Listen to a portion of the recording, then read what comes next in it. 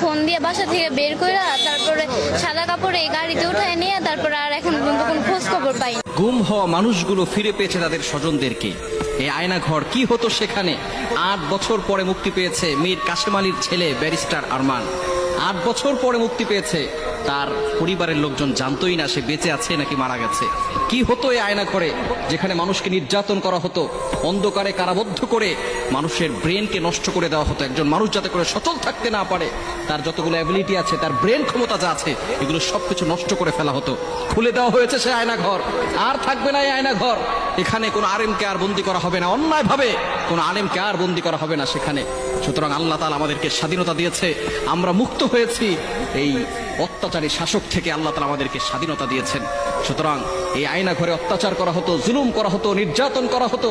যারা এই হকের পক্ষে ছিল, যারা এই সঠিক কথা বলতো, তাদের এই আয়নাঘরে বন্দি করে রেখে তাদেরকে গুম করে ফেলা হতো। তাদের পরিবারের সাথে কোনো সুযোগ থাকতো না তাদের সাথে কথাবার্তা বলার। পরিবার জানতোই না ছেলেটা বেঁচে আছে নাকি মারা গেছে। কত মায়ের বুক খালি করা হয়েছে, কত বাবার বুক খালি করে দেওয়া হয়েছে। একটু চিন্তা করে দেখেন, এই যে জুলুম করেছে, এই জুলুম আল্লাহ তাআলা সহ্য করতে পারে নাই। কত নিরীহ মানুষগুলোকে এভাবে কারা বন্ধ করে দুনিয়া থেকে বিদায় করে দিয়েছে। আল্লামা সাইদ রহমতুল্লাহ আলাইহি, তাকেও কারাবদ্ধ করে দুনিয়া থেকে বিদায় করে দেওয়া হয়েছে। তিনি শেষ বিদায়ের যে হাসিটা দিয়েছিলেন, আজকে যদি তিনি বেঁচে থাকতেন তাহলে তিনি আবারও সেই হাসিটা দিতে পারতেন। যারা এভাবে মারা যায় ইসলামের জন্য, যারা এতদিন আয়নাঘর ছিল গুমের শিকার পরিবারদের মুখে মুখে, কিন্তু সেই আয়নাঘর থেকে মানুষ ফিরে আসার পর এখন হঠাৎ নিখোঁজ হওয়াদের নতুন ঠিকানা কচুক্ষেত। বুধবার অনেক ভুক্তভোগী পরিবারের স্বজনদের খোঁজে আসেন আয়নাঘরের সামনে।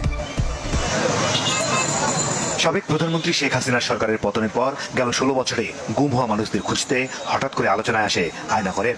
মঙ্গলবার সেখান থেকে মুক্তি পান প্রায় ২ শতাধিক মানুষ। বুধবার রাজধানীর বিভিন্ন জায়গা থেকে গুমের শিকার পরিবারের সদস্যরা হাজির হতে থাকেন কচুক্ষেত এলাকায়। সকালেই খবর মেলে ইউপিডিএফ এর নিখোঁজ নেতা মাইকেল চাকমাকে আয়নাঘর থেকে মুক্ত করে পরিবারের কাছে ফিরিয়ে দেওয়া হয়েছে। এরপর ভিড় বাড়তে থাকে সেখানে। কারো ভাই নিখোঁজ, কারো বা স্বামী। আমার হাজবেন্ডে মানে 2012 সেপ্টেম্বরের 30 তারিখে সন্ধ্যাবে মানে বিকালবেলা 5টার দিকে ফোন দিয়ে আনছে স্যাম্পল দেখাইবো কইয়া। অস্ত্র টস্ত্র বাসায় সবার ঠেকাইয়া তারা আইনের লোক করছে, যে আইনের লোক তারা, হ্যাঁ আইনের লোকই ছিল, কাটও দিছে, বলছে আমরা আগে থেকে আসছি। বাবাকে ফোন দিয়ে বাসা থেকে বের করে তারপরে সাদা কাপড়ে গাড়িতে উঠায় নিয়ে তারপরে আর এখন পর্যন্ত কোনো খোঁজ খবর পাই না। দিনভর অপেক্ষা থাকা পরিবারের এসব সদস্যরা অনেকে জানেও না যাদের খোঁজে তারা এসেছেন তারা বেঁচে আছে কিনা। রামপুরা থানার সভাপতি ছিল, সে আইন শৃঙ্খলা রক্ষা বাহিনীর পরিচয় দিয়ে তুলে নিয়েছে, অনেক সম্মান করে তাকে নিয়ে গেছে। একটা সাদা গাড়ি আসায় নিয়ে যায় ৫-৬ জন ধরে। এখন থেকে আমরা ডিবিতে গেছি, থানায় অভিযোগ করছি, মোহাম্মদপুর কোনো আমরা খোঁজই পাইনি। নিখোঁজ হওয়ার পরে আমরা অনেক চেষ্টা করছি, সাংবাদিকের মাধ্যমে জিডি করছি, থানায় গিয়ে, কিন্তু আমরা তার আজ পর্যন্ত কোনো সন্ধান পাই নাই। তবে এখান থেকে কাউকে সরাসরি হাতে তুলে দেওয়া হয়নি। যারা এখান থেকে মুক্ত হয়েছেন সকলকে বাড়িতে পৌঁছে দেওয়া হয়েছে। মাসুদুর রহমান, চ্যানেল 24, ঢাকা।